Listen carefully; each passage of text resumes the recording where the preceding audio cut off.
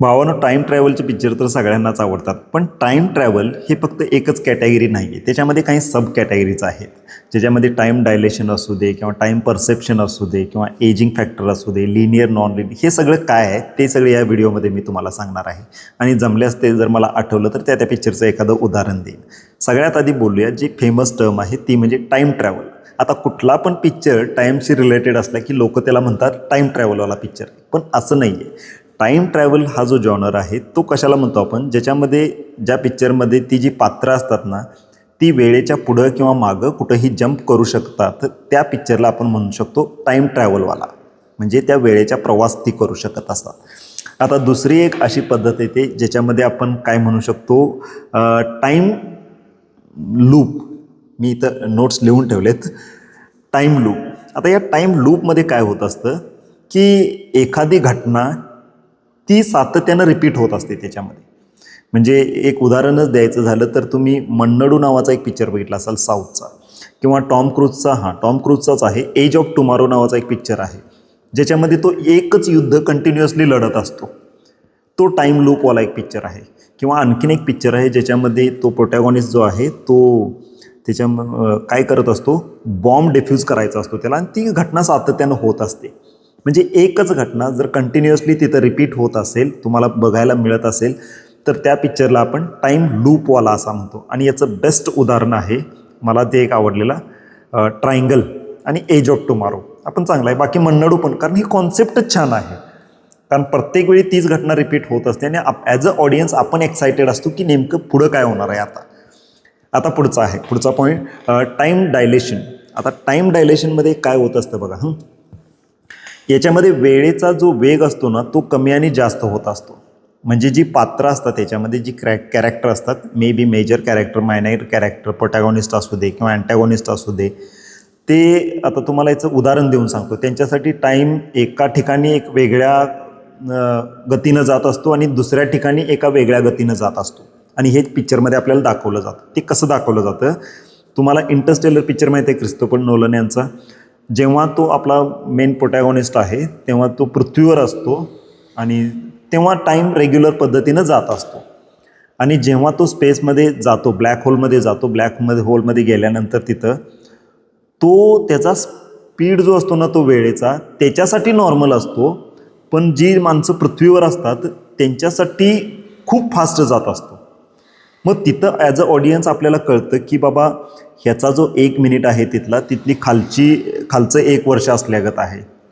या पद्धतीला आपण म्हणतो त्याला टाईम डायलेशन. म्हणजे टाईम जो जात असतो तो 2 कॅरेक्टरसाठी वेगवेगळ्या पद्धतीनं जात असतो. तिथं गती कमी तर होते किंवा जास्त तर होते. आता पुढची एक पद्धत आहे याच्यामध्ये, नॉन लिनियर टाईम प्रेझेंटेशन. आता नॉन लिनियर टाईम प्रेझेंटेशन काय असतं, याच्यामध्ये वेळेचे तुकडे तुकडे असतात. म्हणजे कधी तुम्हाला दुपार दाखवली जाते, कधी संध्याकाळ दाखवली जाते, कधी कालचं, कधी परवाचं, कधीचंही डायरेक्टर कसाही तुम्हाला दाखवतो.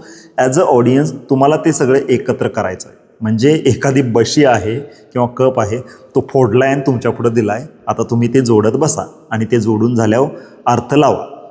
म्हणजे चिनी मातीचे तुम्हाला तुकडे दिलेत, आता ते जोडा आणि तो कप होता का बशी होती याचा अर्थ तुम्ही लावा. ही पण तशी खूप मोठी टेक्निक आहे. पुढची एक पद्धत आहे, आता पुढची याला काय म्हणतो आपण, एजिंग टेक्निक किंवा इन्व्हर्टेड टाईम टेक्निक. आता ह्याच्यामध्ये पूर्ण जी काही घटना होत असतात त्या घटना सगळ्या उलट्या क्रमाने दाखवल्या जातात. म्हणजे जी क्रोनॉलॉजी असते या पिक्चरची, त्या पिक्चरची क्रोनॉलॉजीच सगळी उलटी असते. म्हणजे नॉर्मली पिक्चर आपण बघायला गेल्यानंतर कसं बघतोय की सुरुवात, प्रोटॅगॉनिस्टचा जन्म झाला, तो त्याचं बालपण, मग तो टीनेज झाला, ॲडल्ट झाला, लग्न झालं, म्हातारा झाला आणि मेला. पण याच्यामध्ये उलटंच असते सगळं. पहिलाच म्हातारा आणि तिथून मग पुढं, म्हणजे रिव्हर्स, एकदम क्रोनॉलॉजी उलटी दाखवली जाते. याच्यामध्ये एक फेमस पिक्चर आहे बघा, क्युरियस केस ऑफ बेंजामिन याच्यामध्ये. आणि त्याचा ॲक्टर आपला हा कोण, तो फाईट क्लबचा ॲक्टर ब्रॅड पिट, त्याची ॲक्टिंग जबरदस्त. आणि महत्त्वाचं यात काय दाखवलं आहे, सुरुवातीला तो म्हातारा असतोय हे दाखवलं आहे आणि नंतर तो टीनएजपर्यंत येतो आहे, ही त्याची जर्नी दाखवली. आणि पिक्चरचे जे सीन आहेत ना, ते एज फॅक्टरवाले, ते ब्रॅड पिटचे, ते खरोखर त्या वयातले शूट केलेले आहेत. त्यावेळी एवढं CGI नव्हतं, त्यांनी वापरलेलं नाही आहे. त्यामुळे याला आपण काय म्हणतो, इन्व्हर्टेड किंवा रिव्हर्स क्रोनॉलॉजीवाले पिक्चर म्हणतो. आता आणखीन एक याच्यामध्ये टाईप येतो, हा टाईप मला लय भारी वाटतोय. त्या पद्धतीनं जर ॲक्टरनं डायरेक्टरनं व्यवस्थित उतरवला तर याला आपण काय म्हणतो, टाईम परसेप्शन. आता टाईम इंडिव्हिज्युअल परसेप्शन असं पण म्हटलं जातं. आता याचं मी तुम्हाला एक्झाम्पल देतो. तुम्ही इन्सेप्शन पिक्चर बघितला असेल. या या टाईपच्या पिक्चरमध्ये काय होतं की वेळ जो असतोय ना, तो वेळ असं भासत असतं त्या पात्रांना की वेगवेगळ्या पद्धतीनं चालला आहे.